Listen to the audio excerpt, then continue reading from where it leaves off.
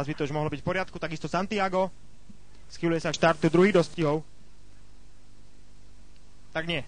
Blaver Baron ešte stále vonku. V tejto chvíli to je jasne vidieť. Žiak Miroslav Korenek sa márne snaží zatiaľ. Uvidíme, čo urobia zavádzači. Asistuje tam aj tréner.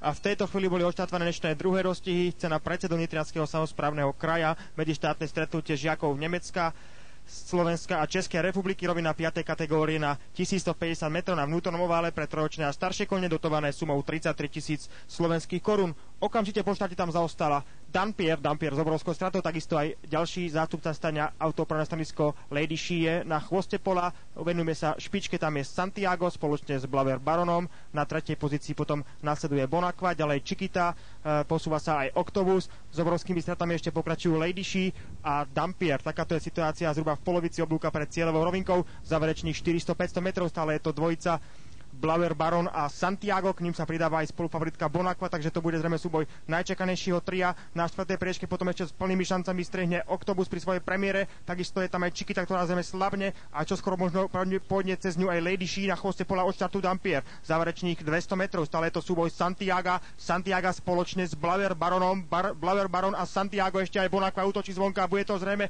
niekto z dvojice Blaver Baron alebo Santiago, a ešte Bonaqua, Blaver Baron, Santiago, ďalej potom Octobus, Chiquita, Lady She a Dampier.